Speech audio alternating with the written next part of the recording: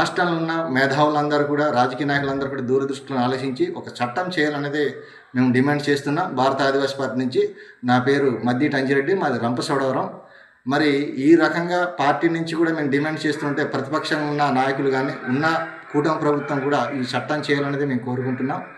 ఎందుకంటే ఇలాగ వచ్చినోళ్ళల్లో కూడా చట్టం చేయకపోతే ఇటు స్టేషన్‌కి మామూలు ఇవ్వాలి, అటు విలేకరులకి మామూలు ఇవ్వాలి, అన్ని రకాలుగా మామూలు ఇచ్చుకుంటా పోతూ ఉంటే అక్కడ అక్కడ గ్రామస్తులు ఏమీ చేయలేని పరిస్థితి. చివరికి వాళ్ళ మీద కేసులే మిగులుతున్నాయి తప్ప ఏమీ లేదు. ఆ పెట్టి కేసులు కూడా పెట్టినా చచ్చేదాకా వాళ్ళు తిరగాలి. కోడిపందాల కేసులంటే మామూలు కేసులు కాదు. అందుకు ఒక చట్టం అనేది చేస్తే మరి పండగ 3 రోజులు తప్ప మిగతా టైంలో ఆడుకోకుండా చేయాలి. అలా చేస్తేనే మనకి ఇక్కడ ప్రజలు కూడా దాని మీద దృష్టి పెడతారు. లేదంటే డబ్బున్న గ్రామాల్లేమో డబ్బులు కట్టి కోడిపందాలు ఆడించడం జరుగుతుంది.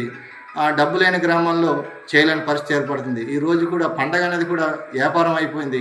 ఈ వ్యాపారం నుంచి భారత రాజ్యాంగం పట్ల ప్రతి ఒక్కరికి స్వేచ్ఛా హక్కు ఉంది. అలాగే అన్ని హక్కులు ఉన్నాయి. అలాగని హింసించడం అనేది తప్పు. కానీ మా పూర్వీకుల నుంచి కూడా వస్తుంది కాబట్టి కోడిపందాలు దాన్ని గౌరవిస్తూ మాకు చట్టం చేసి, అలాగే మా ప్రతి గ్రామాల్లో కూడా కోడిపందాలు